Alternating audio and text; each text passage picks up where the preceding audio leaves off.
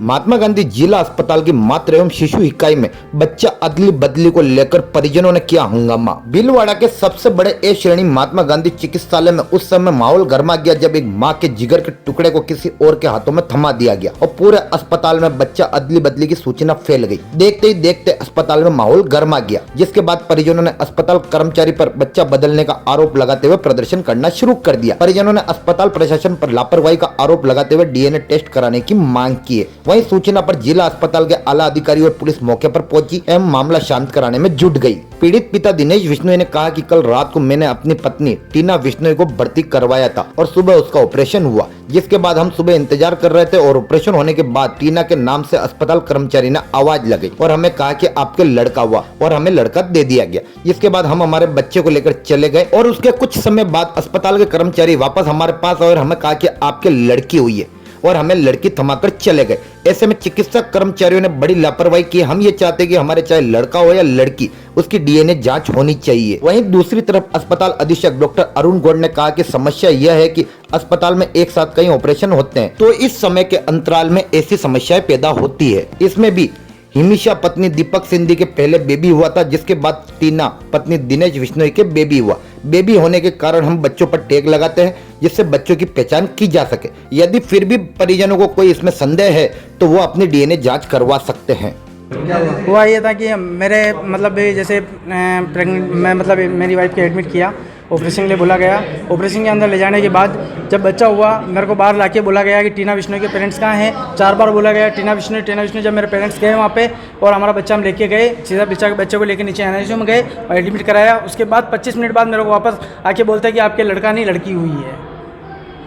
तो इस बारे में हमने ऑपरेशन थिएटर के जो उनसे बात ऑपरेशन थिएटर जो इंचार्ज से बात करी है, वो बोल रहे हैं कि मतलब आपके लड़की हुई है, हमसे गलती हो गई बोलने में, या मतलब आप आगे उनका नाम ले, हम तो क्या नाम है उसका, सॉरी इमिशा उसका नाम ले रहे थे, पर आप टीना बिश्नोई वाले क्यों आ गए?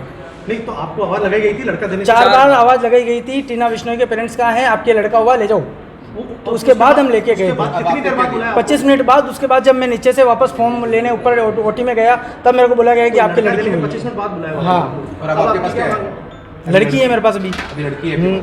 अब आप क्या चाह रहे हैं? मेरे को कुछ दिक्कत नहीं, मैं लड़की लेने के भी तैयार हूँ, पर मेरे को बस जांच करवानी है, डीएनए करवाना है कि हकीकत क्या है। आप कहाँ प्रशासन की लापरवाही मानते क्या चीज़ है? ये तो प्रशासन है, लापरवाही है, स्टाफ की लापरवाही है, हॉस्पिटल स्टाफ वालों की लापरवाही है। या तो उनको सही आके पहले फर्स्ट में सही बोलना चाहिए था, अगर नहीं बोल पाए तो अभी उस चीज़ कंफ्यूजन को दूर करो।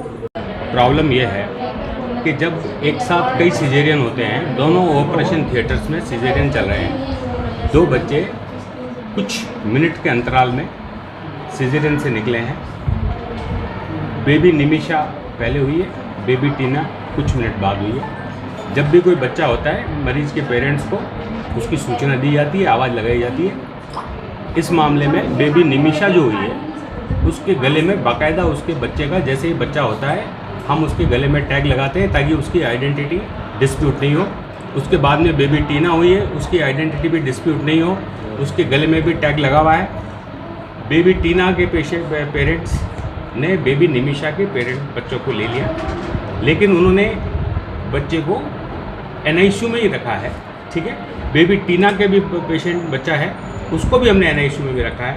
दोनों के परिजनों को पूरी स्थिति ट्रांसपेरेंटली आपके सामने समझा दी गई है। मेरे के हिसाब से इसमें कोई कन्फ्यूजन नहीं है।